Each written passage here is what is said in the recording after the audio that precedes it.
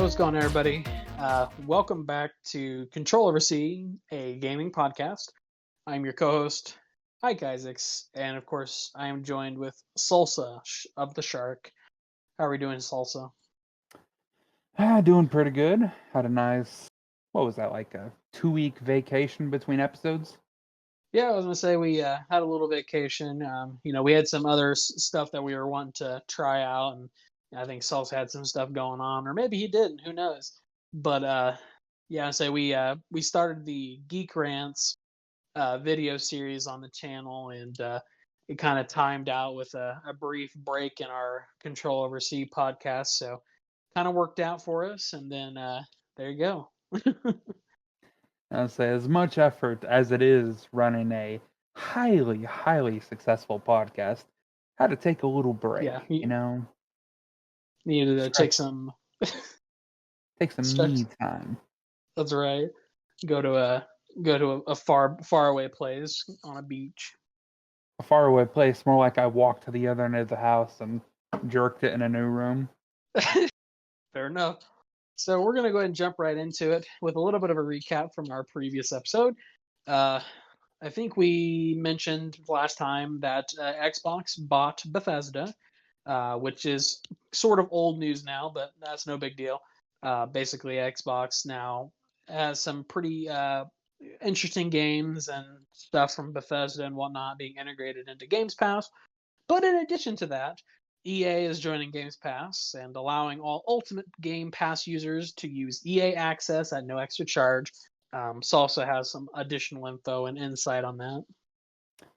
Yeah, I mean, it's a little old news at this point due to the fact that, we took a break. This is all pretty much, I wrote the script 2 weeks ago and now it's pretty stale, but I'll just recap real quick. Xbox purchases the parent company to Bethesda.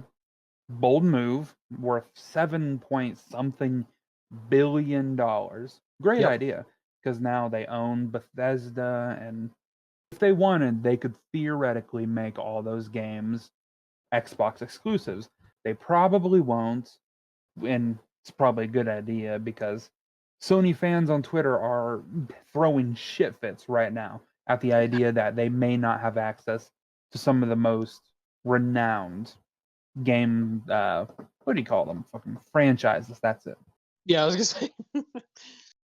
I say my brain no work the good, so to speak. But in addition to that, EA is just over here just flexing on motherfuckers over in Sony land, and they're like, "Oh yeah, if you have an Xbox, you can play Games Pass or the EA Access for free." I mean, it's a great idea. I'm probably not going to use it, but I mean, what are you going to play on EA Games Pass? To be real, Madden 2020. Cool. Yeah, I was gonna Half the say, game's probably just sitting in quarantine waiting for the next game. they're like, "I'm waiting on FIFA." And I guess it does have like Battlefield and even that, what is it? Star Wars Battlefront. That's it. I don't know if it's really worth the individual price of EA access, but throw Right. it alongside Games Pass and shit, I'll play some of that. You're like, if I don't have to pay extra money for it, sure. Hell yeah. Free shit. But so we won't go too much into depth about that. We've kind of talked about that before a little bit. Obviously, we didn't have talked about the whole EA thing, but I mean, truth be told, it's not entirely newsworthy. It's just is what it is. Um, I mean, it but definitely shows that Xbox has the one up in this scenario, and PS5 is kind of fighting an uphill battle now, especially since they're basically identical consoles, other than, Xbox owning Bethesda, the whole Game Pass, now EA. So it's a pretty one sided battle, so to speak, but we've already talked about all that, so we should probably move on to the rest. right, but really, the next thing we kind of want to talk about is Sony fans being salty. And there's actually something I read the other day that was pretty interesting. But well, first and foremost, Sony fans are salty. Basically, they're whining because the possibility of Xbox having Bethesda exclusives, which it is what it is.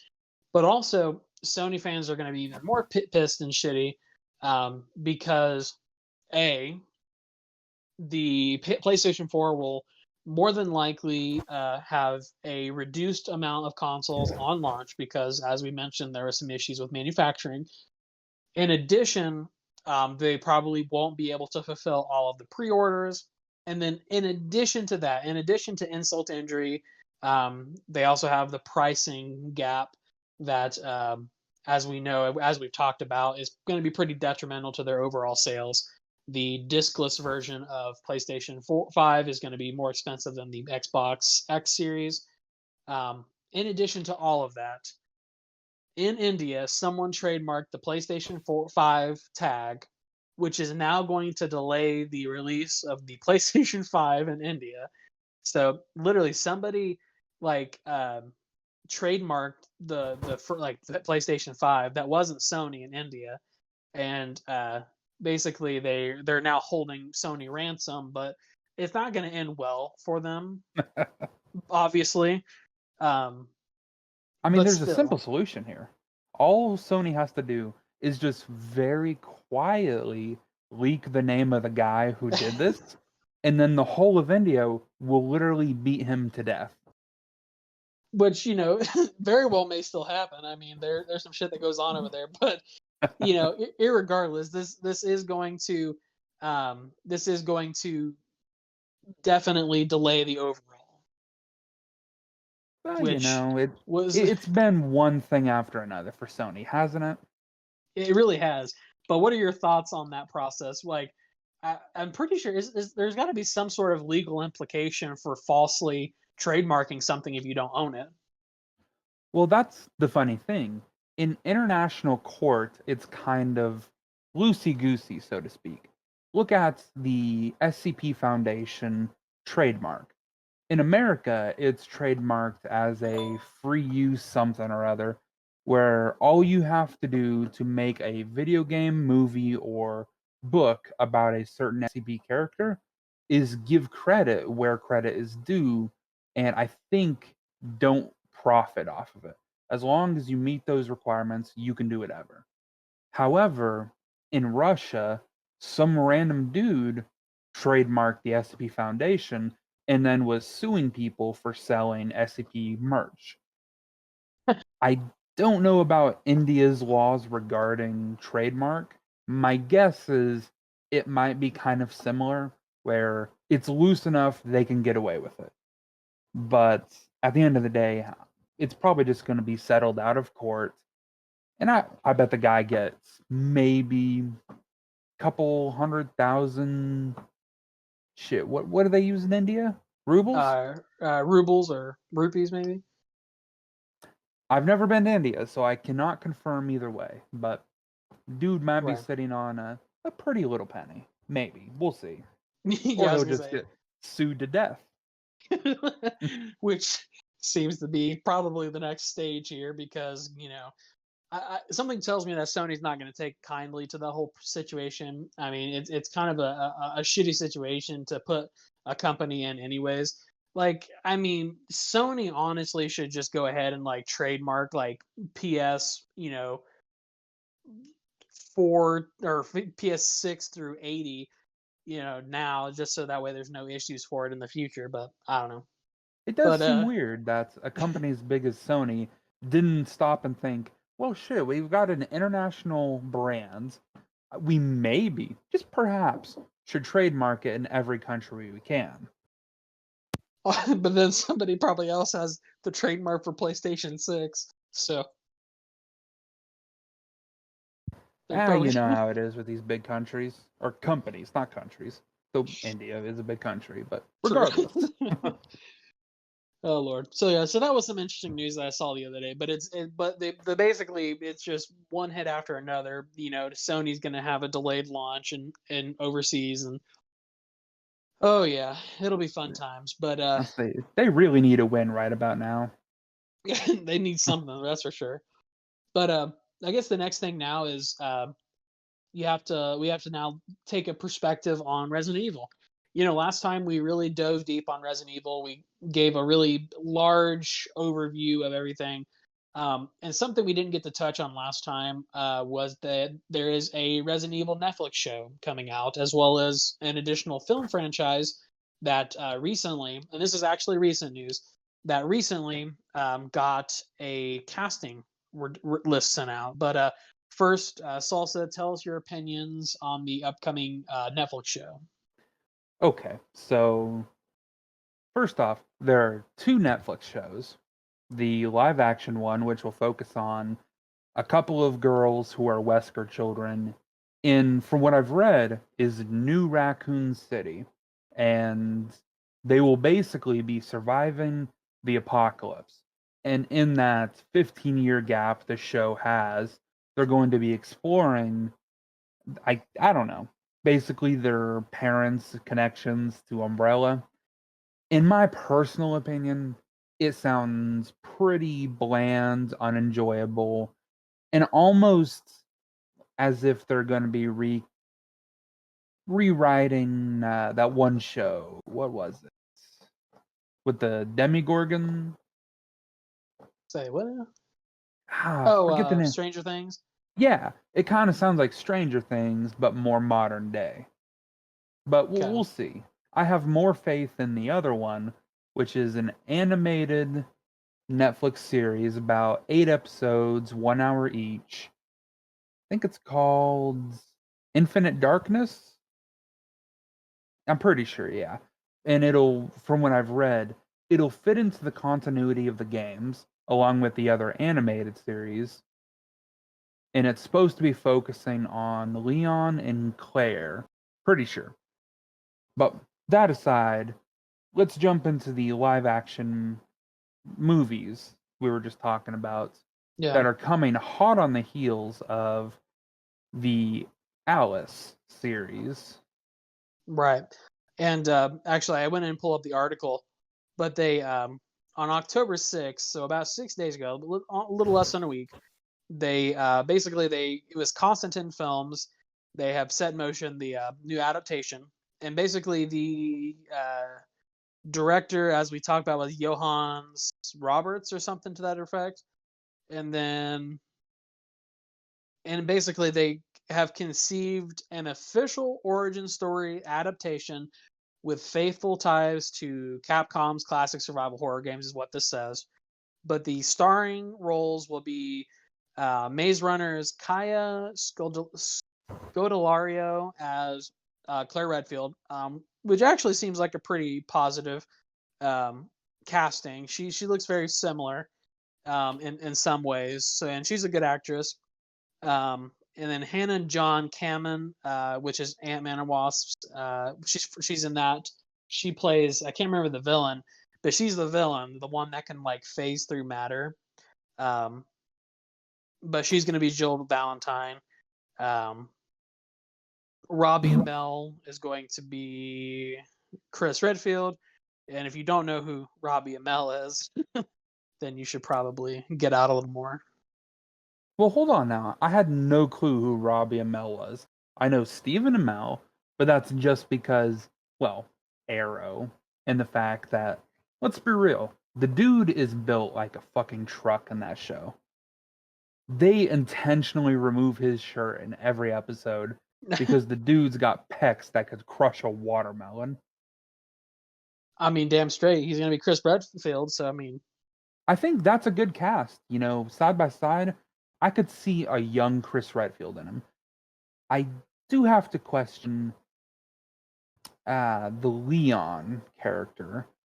I'm sorry, I'm having a little trouble because I couldn't find a good article that shows a face and a name.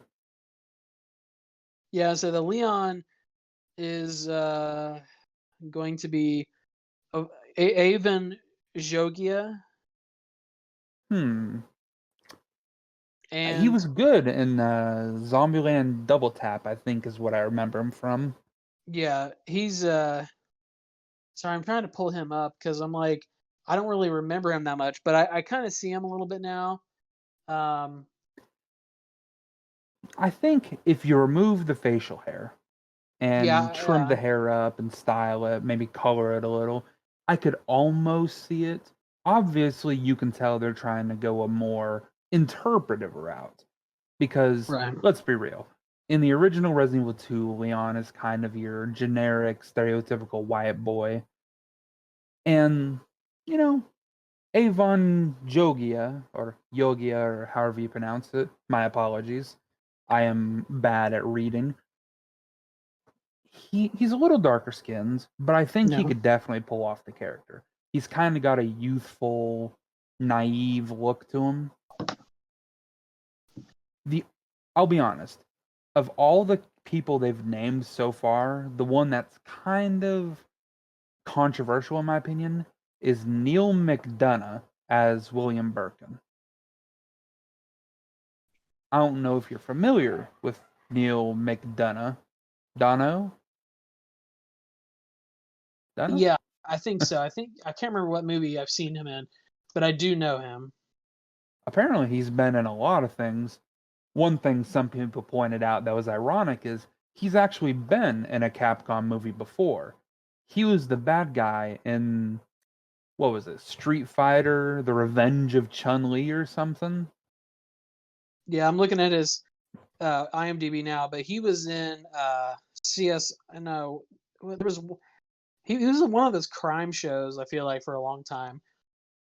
Yeah, he was in. He played uh, M Bison in the Street Fighter Legend of Chun Li. Yeah. M. Bison. Is he the one who wears, like, the red military uniform? Yes. I'll be honest, Yes. I never played any of the games because I sucked at combos, but I do remember the scene from the cartoon. I don't even remember what happened. He's looking up, fist clench, going, "Yes, yes." But to kind of comment on that, I would honestly say that out of all of these, I can. I mean, don't get me wrong. Some of these are really good. But the fucking, oh my god, what's his name? Neil McDonough. I can kind of see where they're going with that one. Obviously William Birkin in the video games is a little younger, so Yeah, that's kind of maybe my they're going for point. like an older doctor version of William Birkin or something. I think they can do it well. It just seems of all the things you can change with a character, age is one of the harder ones to get away with. Yeah, it is. But I'll Honestly, Neil McDonough, I feel like he would make a better Nikolai.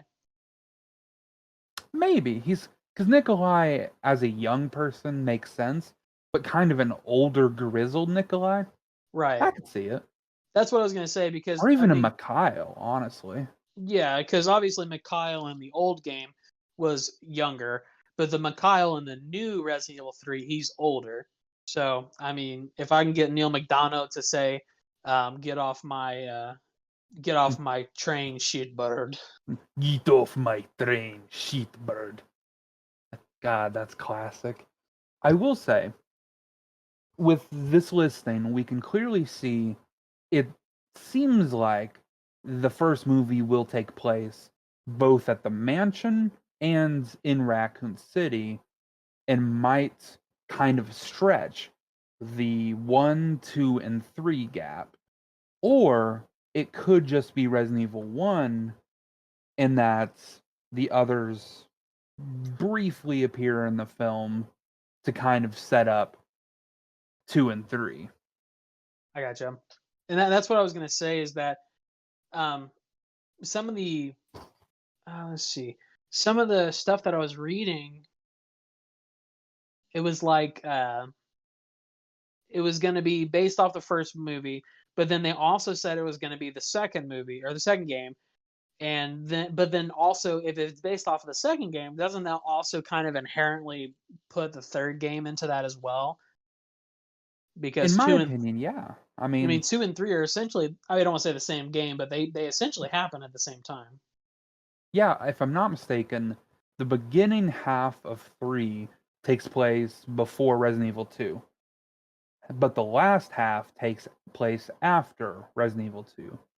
At least according to the original timeline. In the remake, who the hell can tell, to be honest. That right.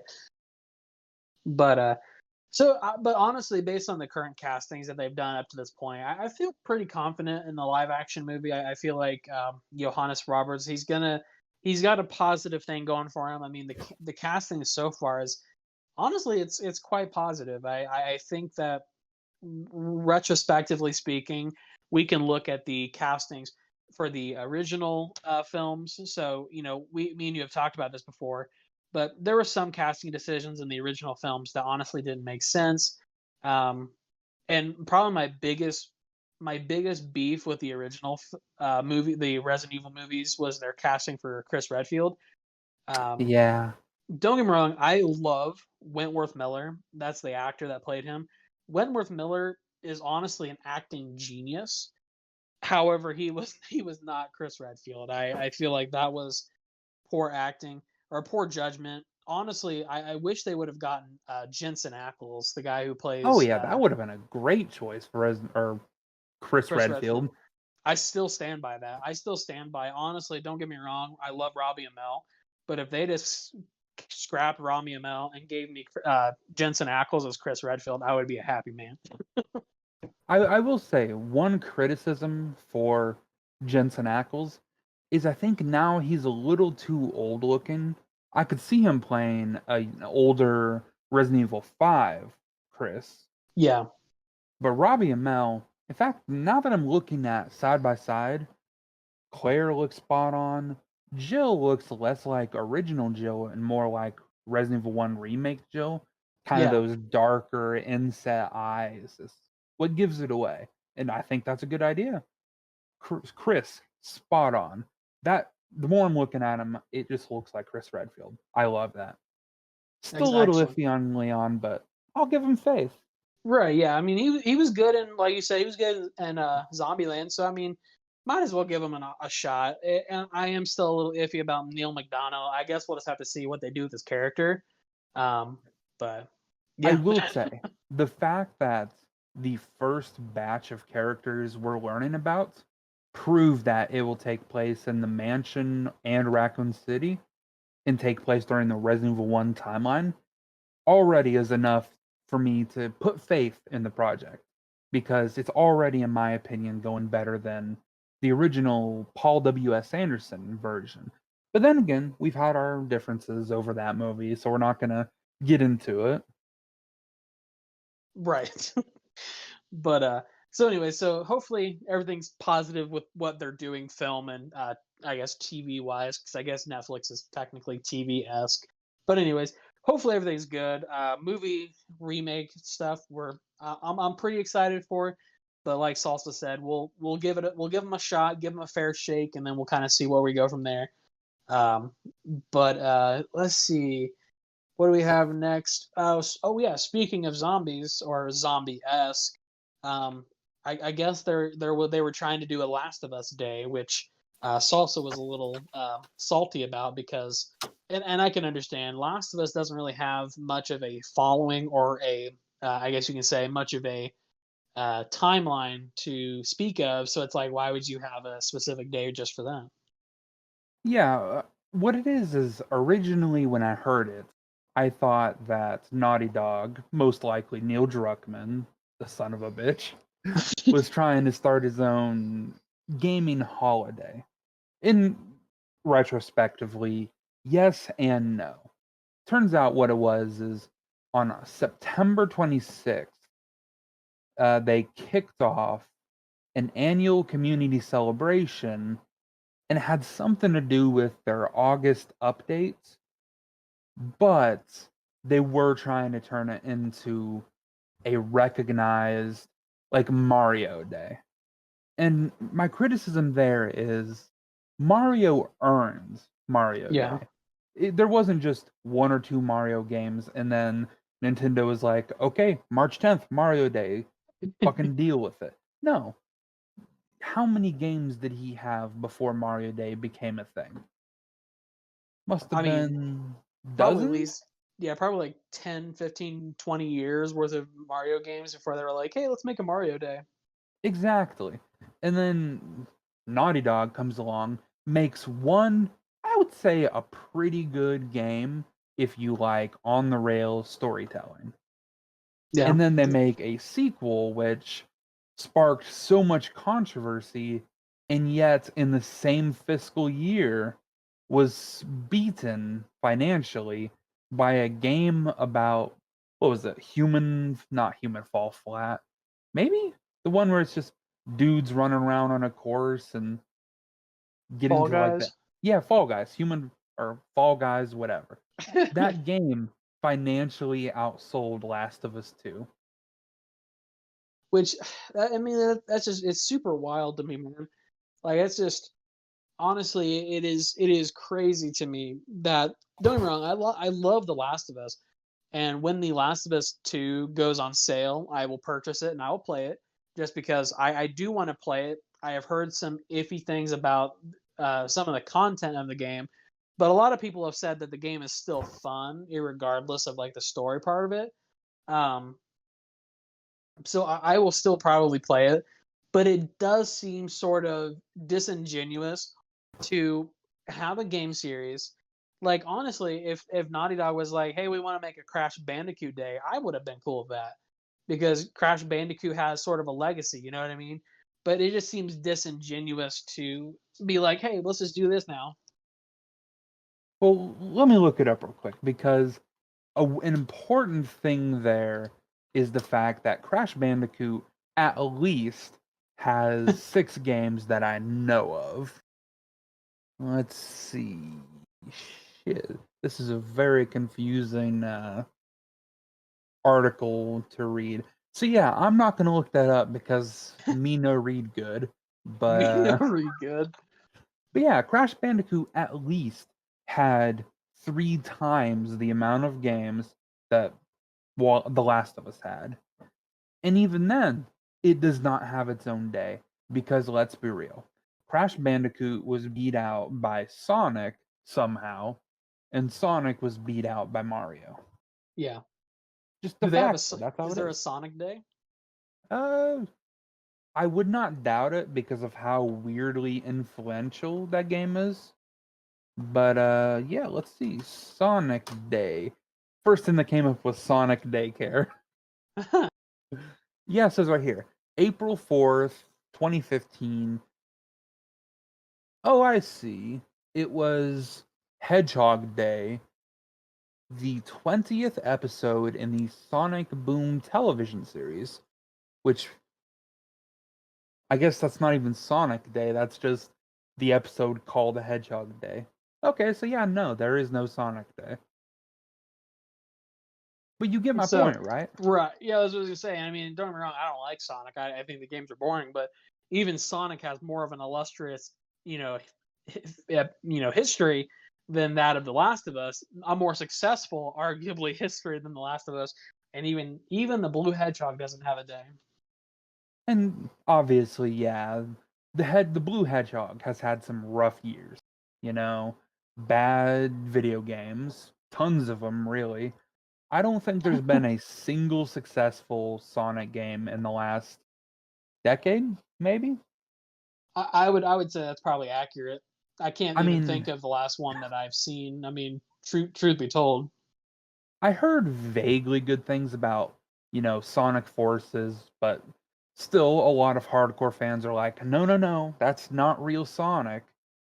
And I heard decent things about that one where you get to switch between modern Sonic and classic Sonic, which I Oh yeah. have, but I tried playing it, but it's really fucking boring.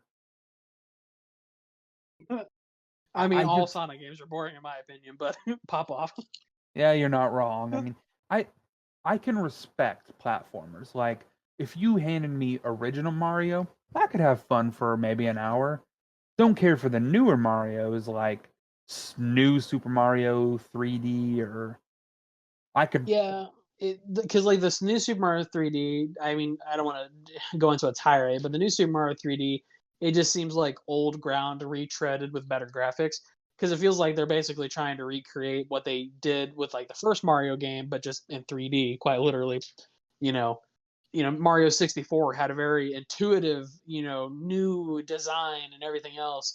And it was interesting, the concept of the paintings. And then Odyssey was like the next big Mario game, I feel like, that really broke boundaries and broke new ground because of the whole like jumping worlds thing. I don't know, man, but it honestly it boils back down to the whole Mario's actually done some shit where these other places haven't.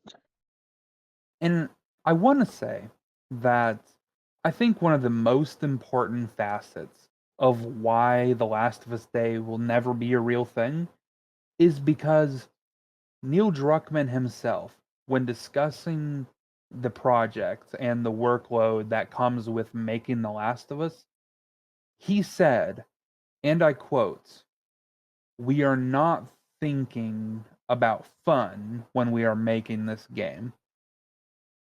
Compare that to what's his name? Reggie Fils-Aimé from he was the vice president of Nintendo of America, I believe, who literally said, "If a game is not fun, then why bother making it?" That It's right true. there is how you get Mario Day. You make fun games that people want to play, that you have fun making and playing yourself. Easy. And I mean, and that's the thing too, is that and fun is also it's interpreted in different ways because horror games can be fun. Being scary can be fun. And I feel like that's what they're lacking is that you can make a serious game and it can still be fun and entertaining. You know, Look at like Heavy Rain or Detroit Become Human. Obviously, both of those have a lot of memes attached to them, but they're both very serious games, but they're very fun and entertaining to play. Well, I agree that there's still fun games, and obviously there has been some back and forth about Detroit Become Human and its kind of loose implication that it's a game about slavery, but then also the creator being like, no, no, it's not a thinly veiled message about slavery. All that aside, the difference is they still made a game with the intent that people would enjoy playing Right. it and they would enjoy the story. Whereas Druckmann and his team seem to focus more on creating a desolate, boring, drab, depressing story in the name of art instead of thinking, well, it's okay to make art that people still have fun playing. Right. Because, pardon me, I love The Last of Us, the first one. The Last of Us, the first one was incredibly well done. I mean, I would even say it even has an artistic aspect to it. It is sometimes depressing, but it also had but it was still fun. It was still entertaining. And I feel like the biggest thing that I've heard about Last of Us 2 is that it fails to replicate the wonder that we received with the first Last of Us game. So, I I mean, I mean, think that's pretty how you would say expected, to be honest, because The Last of Us 1 was so impactful and well written that people genuinely argued it was a piece of art. And I can respect that. I can agree that it's one of the few games that made me say that art can be a video game. right. And Last of Us 2 just there's no way they could live up to that. Even after several years in development, they could not reproduce that. There's just no way. No, I agree. I 100% agree. But I guess that kind of translates into our next conversation where we want to we want to talk about some other horror games because we've talked a lot about Last of Us, mostly have about how much of a failure it can be, but we want to talk about That's a other. topic we could go on for a few hours if you give us enough time. Exactly. But we do want to also talk about other horror games because, Salsa and I both really enjoy the horror genre and horror franchises. And of course, there is one other horror genre that I'm not going to mention quite yet just because it'll open up into a wider perspective. But we do kind of want to transition to other horror entities here. So I guess so the next thing we're going to talk about is what other horror titles do we enjoy? So also, tell me, what horror title do you like that is not Resident Evil? That's honestly a very tough question because I'll be honest, I am not the biggest fan of horror in its raw element. Like, I've never played Dead by Daylight. I respect it. Right. I've never played what's that one? Something Inside Us? Oh, The Evil Evil Within. in Yeah, that's it. The Evil Within. You've I never never played Evil played it. Within? Really? No. I have a PlayStation, but I've never played it. I have the Evil Within too. It's Xbox as well. Well, shit, just I guess my only excuse then is I'm poor. But Yeah. Well, I've so okay. So I'm gonna give everybody a huge blast of nostalgia. So we have I rented the Evil Within from Family Video Phew. back in like 2014, 15, like 5 or 6 years ago. Whenever it came out, around that time, I rented it from Family Video, and I didn't return it for like months. I It's want so to horrible. if I can just interject real quick.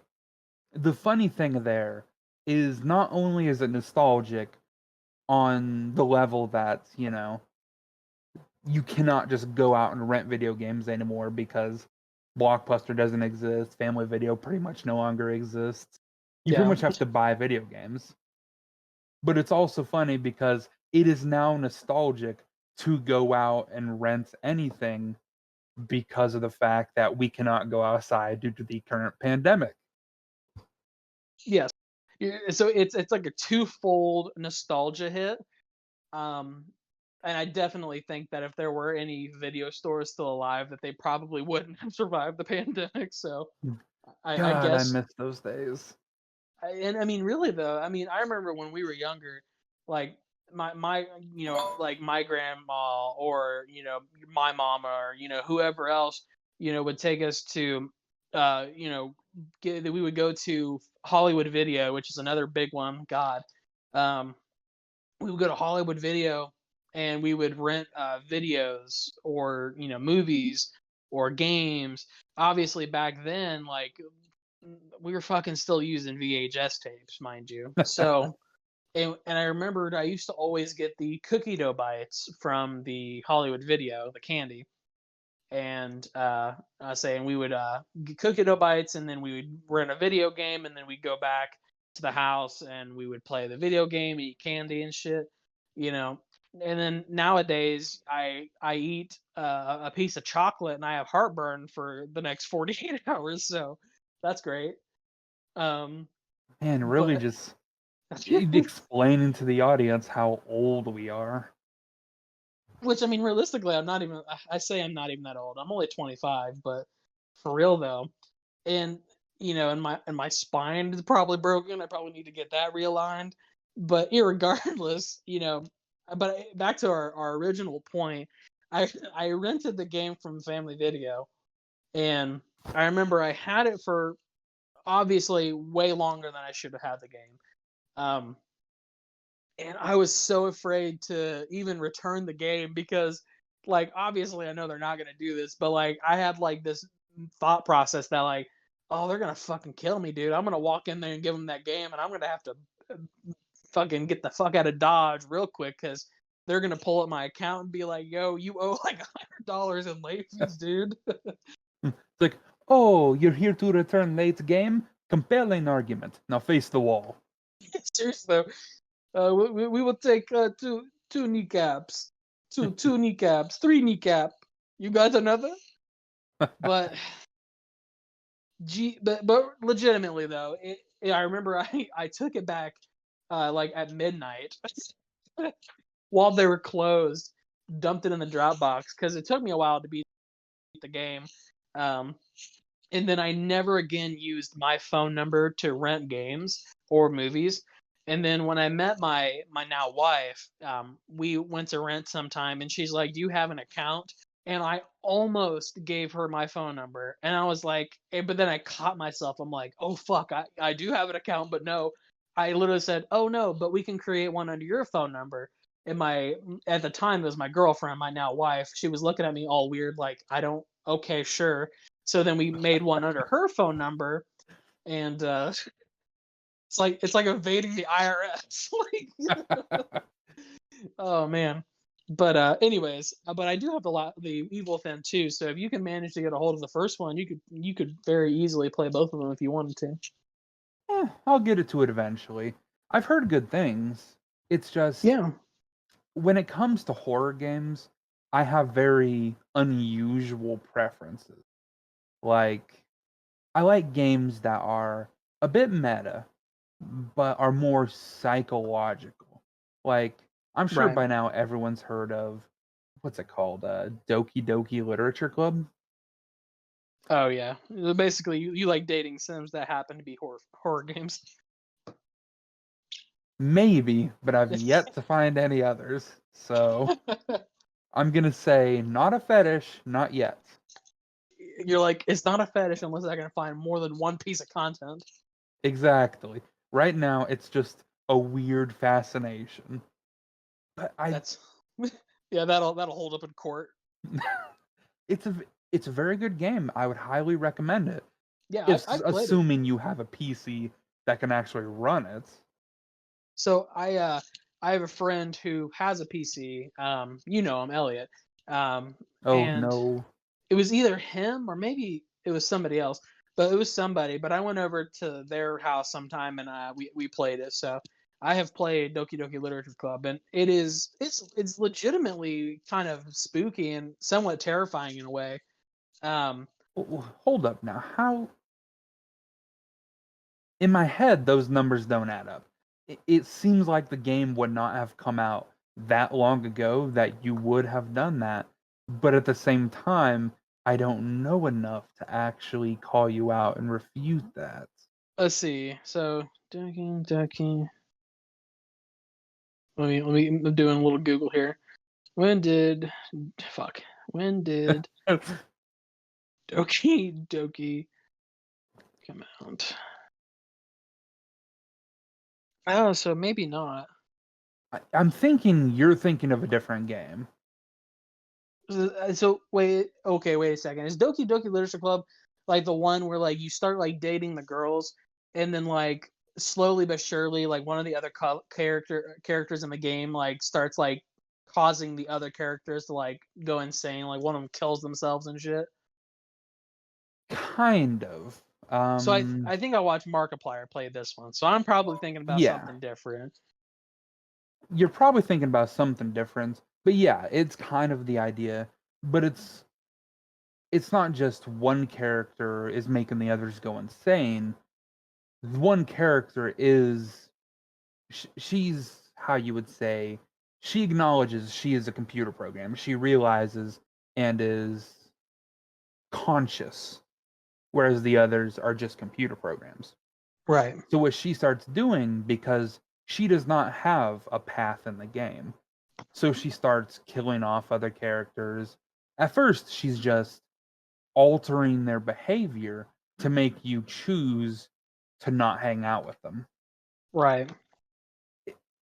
But more importantly, the reason I like it so much is because, yeah, it's psychological, and meta, the fact that she is conscious that she is a computer program, but more so the fact that while you're playing the game, if you're actually looking at the file data for the game, which you can access either through the standard what, folder browser, whatever the fuck you call Yeah. that icon, you can actually see she's making alterations, whenever a character disappears from the game, she deletes the file. Or whenever certain events trigger, a new file is added that you can actually inspect. And even more so, if you like click on the different character files, they're listed as like yuri.chr, which isn't even a real file type. But if you alter the .chr, it's different for each character, but one of them ends up being an audio file, which then translates through a spectrogram. Another is a note file, which translates to like base 64 code. Point is, if you follow them back and you're clever enough, you can find where they lead, which is usually something a little ominous. Or I just like that type of game that takes you outside of the game and still brings you enjoyment even when you're not actively playing the game. Right. Well, and honestly, like, I watched the game theory for the Doki Doki Literature Club as well. So I was trying to remember where else I've seen it, and I'm like, I know for a fact that I've heard Matt Pat's voice, his very distinctive voice, while watching something in regards to Doki Doki. So I think I've also watched his like game theories, because he did one about like the the dark truth of Doki Doki or something like that, something ominous. That does sound like the title to one of his episodes. Right?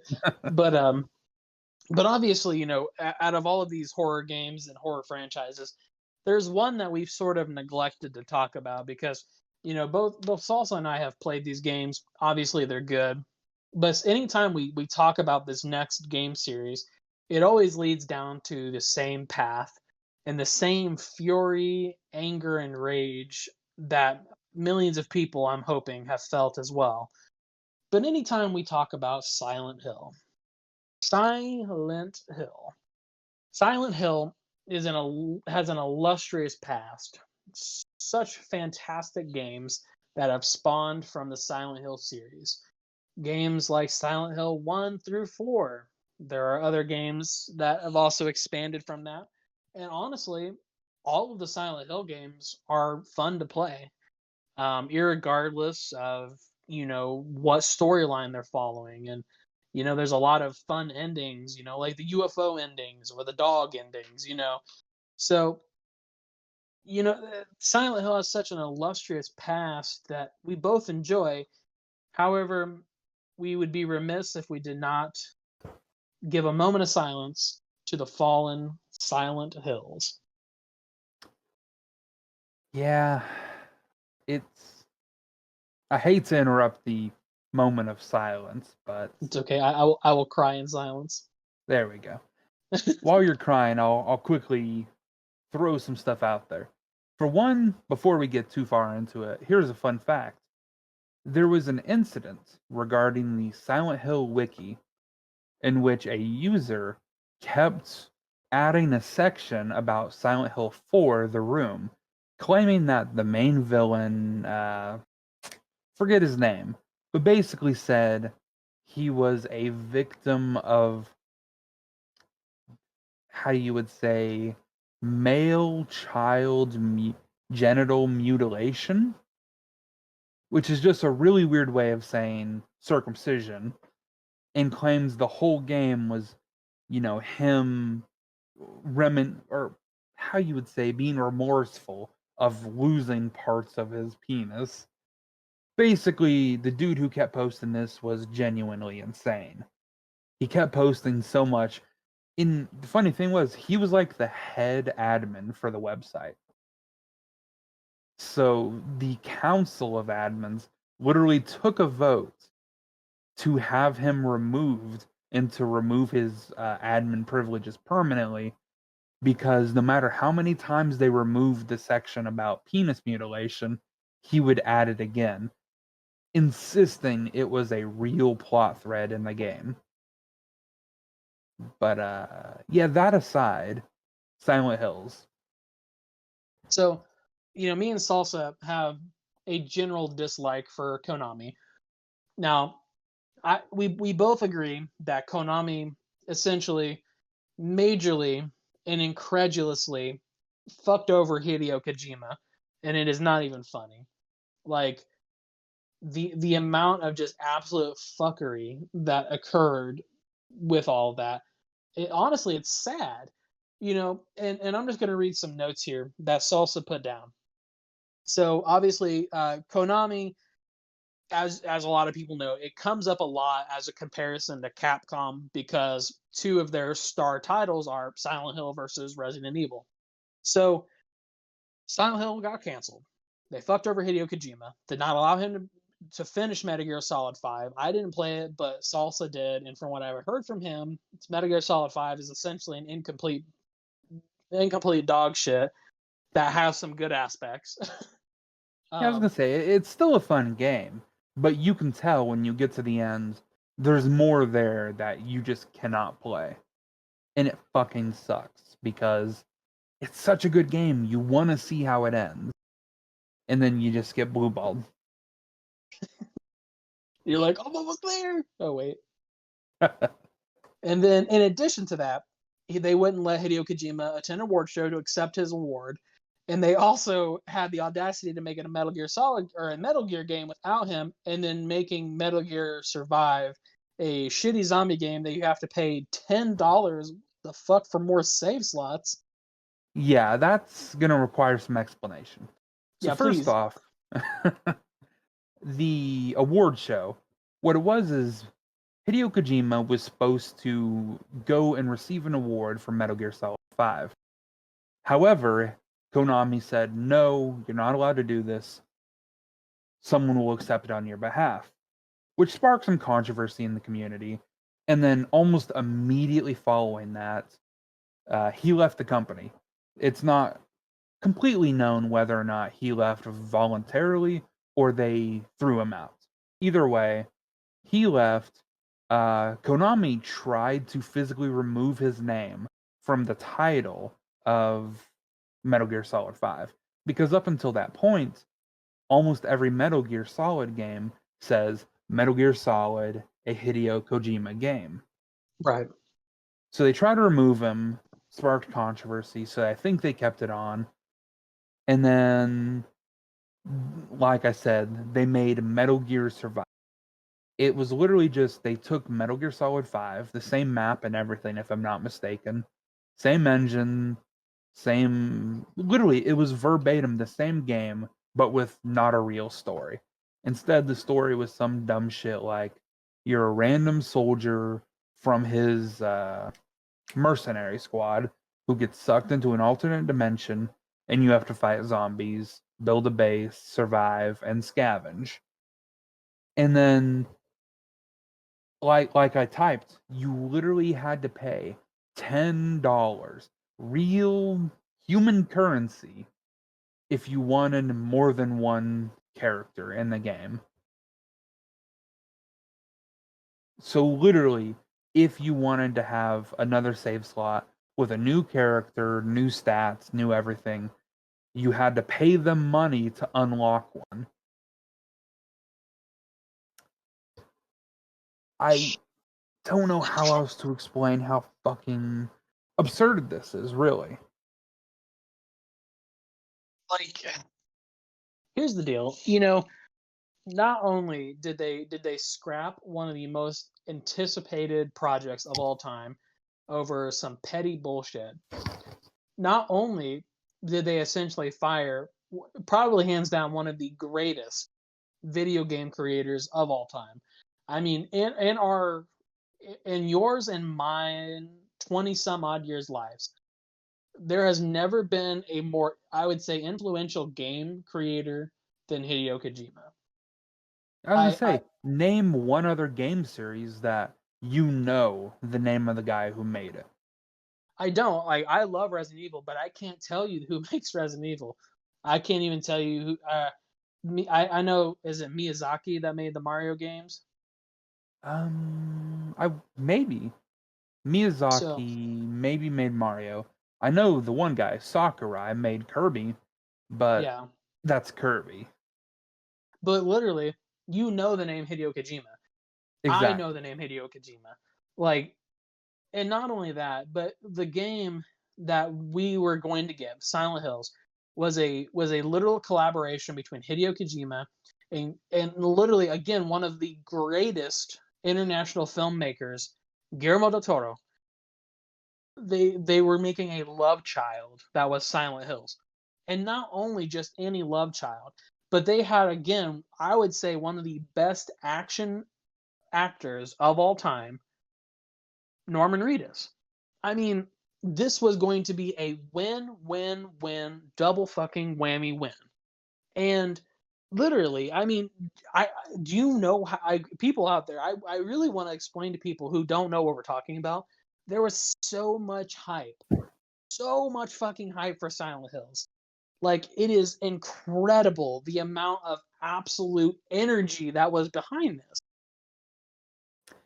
I think a good way to explain the hype is when they didn't just announce the game. They uploaded a demo titled what was it? PT? Yeah, it was just playable trailer. Yeah, it was just PT, playable trailer. They didn't put their name on it. They didn't do anything. It was just it became a people were like, "Oh, what's this new on the front page of the PlayStation Store? A new playable teaser." People played it, became horrified because of how terrifying it was, and then at the end, it reveals Silent Hills. Yep. It was literally And that shot of Norman Reedus. exactly, it became so popular that when they canceled it, you could no longer download PT from the store. But if you had it on your PlayStation, you could play it as long as you never deleted it. People were selling their PlayStation 4s used for thousands of dollars just so people can get their hands on that piece of history. And that's the thing too, is that they were more than likely, I mean, and then essentially that project was scrapped. And like Salsa said, this was a literal monumental collaboration. This the marketing campaign for this video game, I mean, that is literally the thing of legends. I mean, you These had motherfuckers. Guillermo del Toro, the master of cinematic horror, teaming up with Hideo Kojima, the master of video game horror. Two of the biggest names in horror thriller entertainment, creating something as long awaited because before this game, it had been many years before a good Silent Hill game came out. There were a couple offshoots made by third party developers, but other than that, no. Konami had not made a genuine Silent Hill in at least a decade, maybe a decade and a half. That's what I was gonna say. And also, if people don't know who Guillermo del Toro is, here's just some things that he's written slash directed. Scary Stories to Tell in the Dark, The Shape of Water, Crimson Peak. He did the screenplay for The Hobbit, The Battle of the Five Armies, The Desolation of Smog, and The Unexpected Journey. He did the Don't Be Afraid of the Dark screenplay. He did the Hellboy screenplays. He did Pan's Labyrinth. He did Devil's Backbone. I mean, Guillermo del Toro is an incredible writer. And as Salsa said, Hideo Kojima, as we all know, oh my God, I mean, just Silent Hill in of itself is such a monumental accomplishment. And then you also have Norman Reedus. Norman Reedus, who's made critical success with The Walking Dead. I mean, Daryl is probably the one of the most popular individuals from that, that movie or that TV show. In I mean, no addition, doubt. I right. mean, I can't even name any of the actors from that show except for Norman Reedus because he's such a standout actor. Not only in that, but I mean, he's been in other video games, he's been in plenty of movies. Yep, he was in Death Stranding, um, and a couple other movies that he's been in that I personally enjoyed. Let's see here. Well, obviously he was in PT. Um, obviously, we've been talking about that for fucking forever. He was in the Boondock Saints. If you've never seen the Boondock Saints, that's oh my gosh, that's another piece of cinema masterpiece. He was an American Gangster. Um, I don't think he was a main player in that one specifically, but he was also. I'm trying to find it. There was honestly a really great sci-fi flick from the 2000s that he was in. Pandorum. He was in Pandorum, and Hmm. he was super good in that. Um, he is just, and then in addition to that, there's some newer stuff that I've not personally seen. He was in like an alien invasion movie. He did a voice. He was in 999, which is on Netflix. He was in a movie called Sky, which I've actually heard is really good. It's a little bit more of a, I want to say this isn't a horror movie. I think it's like a more of a like a drama. But irregardless, I mean, the three of them were collaborating on a project that would have honestly made Konami a fuck ton of money. But Konami would rather piss it away than work with Hideo Kojima because of some stupid bullshit. And the most ironic part of the entire story is that instead of making a monumental video game which was guaranteed to draw in who knows how much money, they pissed it away. And instead, all they're doing with the Silent Hill title is making pachinko machines in Japan. Fuck. Don't get me Yeah. started on that shit. Because Salsa told me this a while back. I think honestly we talked about it last time I saw you when I drove down to see you.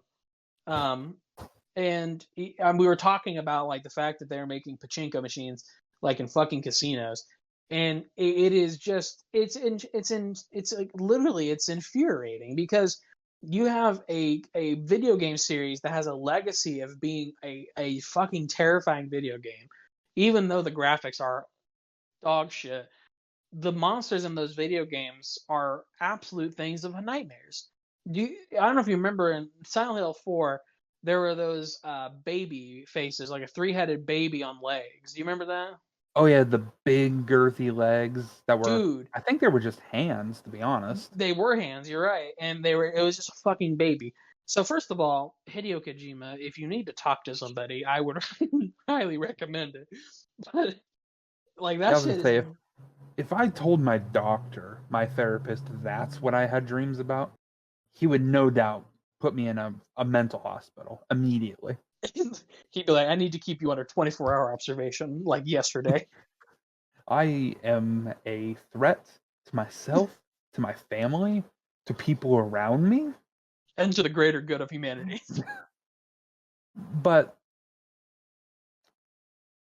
all this, every character from Silent Hill is iconic to some degree. The Silent Hill Yep. nurses, Pyramid Head, most definitely. You literally cannot escape Pyramid Head iconography in other media. Yeah. And I mean, and it just, and I will even say this, that there are even Silent Hill movies that are made off of the video games that were actually not bad at all. Um, they I obviously, mean, they took some creative liberties, but honestly, the casting was on point, and they were legitimately good movies, I feel like, in my opinion.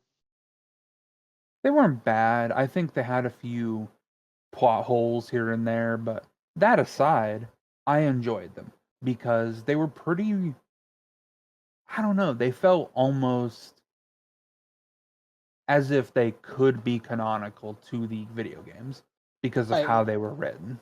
That's what I was gonna say is that they obviously changed some details, but they were pretty true to the original source material.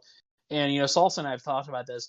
One thing that I mean, don't get me wrong, I love the Resident Evil movies, but one thing that we both know is that the Resident Evil movies with Mila Jovovich were sometimes faithful to the source material, but most of the time it was Paul W.S. Anderson's vision of the Resident Evil universe, with Mila Jovovich as Alice, which obviously is not bad. Alice was a very interesting character, and there were some very interesting perspectives that were made with the movies.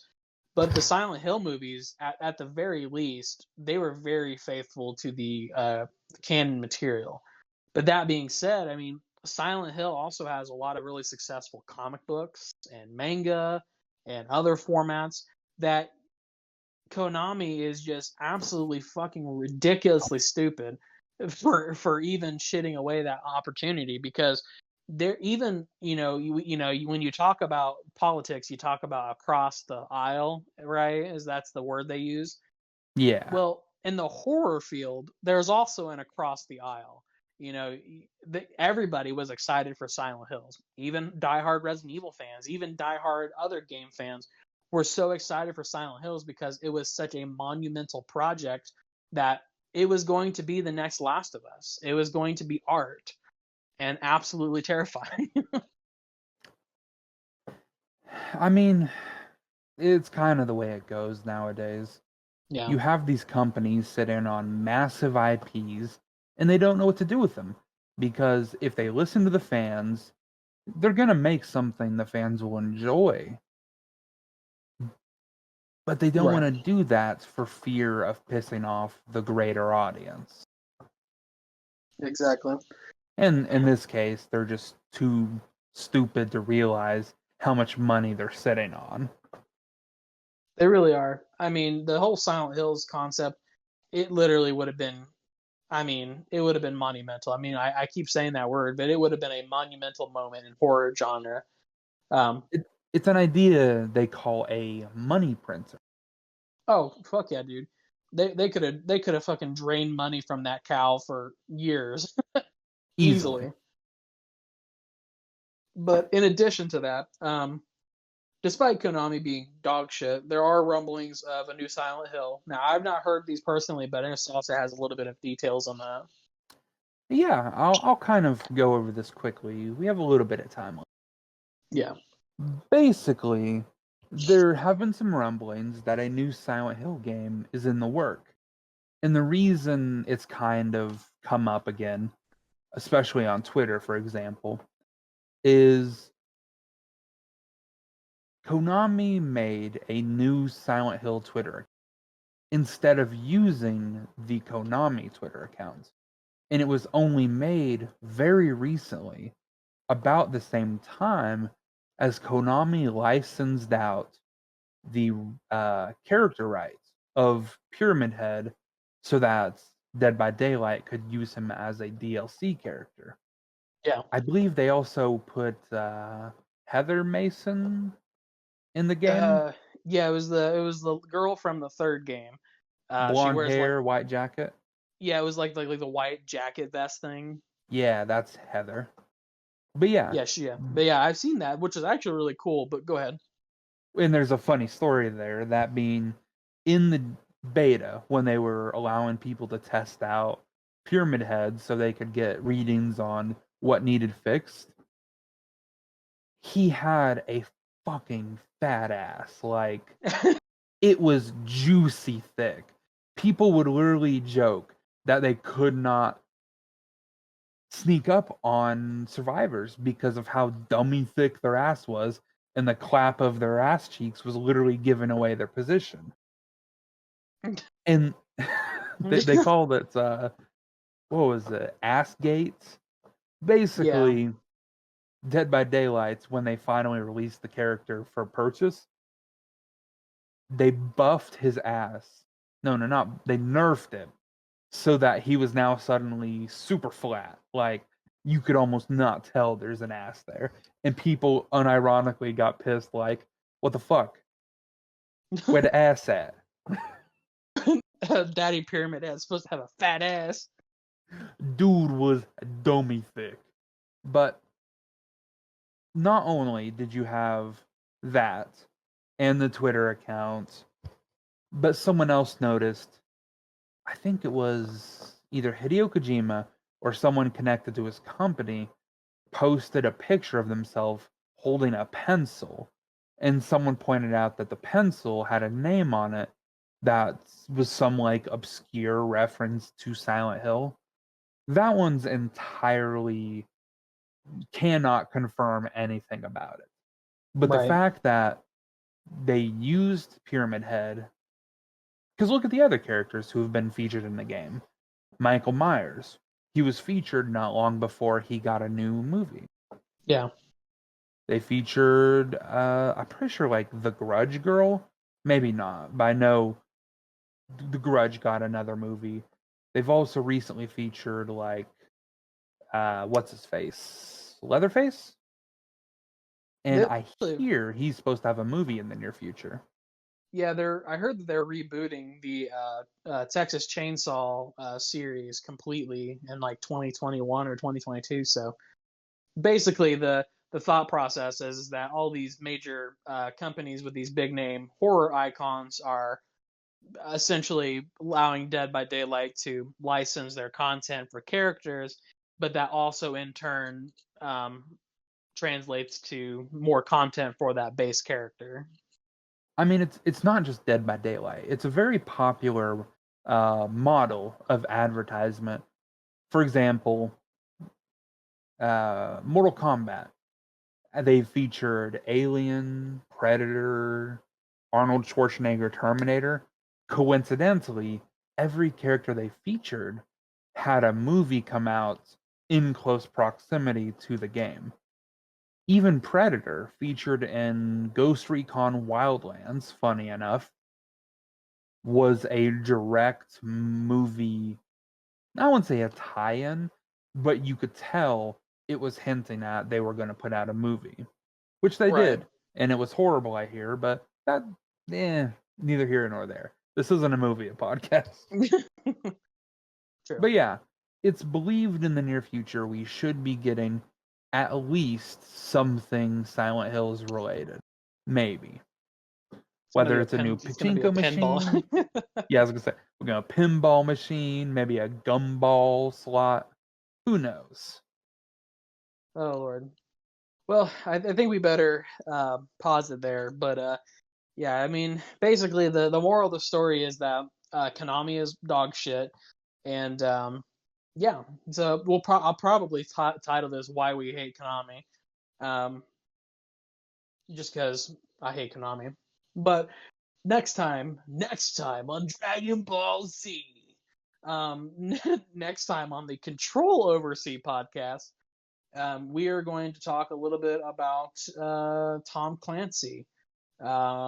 We've talked about them a little bit before, but we do want to actually dedicate some specific time to this because obviously Tom Clancy's had some interesting releases: Wildlands, Breakpoint, Division, Rainbow Six.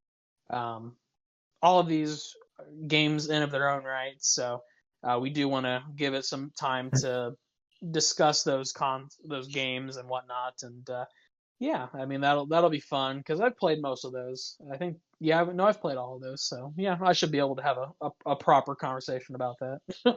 I mean, you still need to play Assassin's Creed. Still waiting Yeah, on that, bro. yeah, I know. I need to play Assassin's Creed. I know we talked about that a while ago, but man, I'm so busy, and every time I go to play games, like I have like 2 or 3 games that I've been playing. And one of them is Horizon Zero Dawn, which is such a long game. It's a lot of fun, but Jesus Christ, that is a long ass game. You know what? Just come on, man. Just get to it. I lent you the book so you didn't have to play the first game because it's fuck awful boring. No offense, but Well, I'm actually, telling you. I What'd was you gonna say? say, this is off topic a little bit, but speaking of Horizon Zero Dawn, you hear that they're coming out with another one. Uh, What's it it's called? like it's Horizon One Dusk? No, it's Horizon Zero Dawn.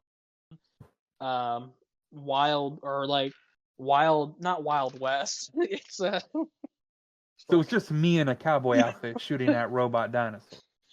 Oh shit! Let me Fuck it, I'll play it. Horizon Zero Dawn 2. Fuck. What the fuck? Forbidden West for Forbidden West. So it is West, just not Wild West like we're in the fucking cowboy age. God, that's disappointing. But yeah, that's coming out here soon, so I'll probably get that, and that'll take me another, I don't know, 4 months You'll to give play. that a try, but you won't play the whole fucking treasure trove of games I've given you access to. The one Listen, that literally in like the first episode of this podcast you agreed to play for the podcast so we could discuss it. look, motherfucker. This is the great thing about contracts is that I never gave a time frame on when I would play that. You fucking son of a bitch. So on that note, everybody out there who is listening, uh, take it from us here at Control Over C. Stay safe, stay happy, stay healthy, and stay spooky because it is the spooky season. Any The last only part of words? that I Huh? What did you just say? I said any last words, like I'm giving you your final rights.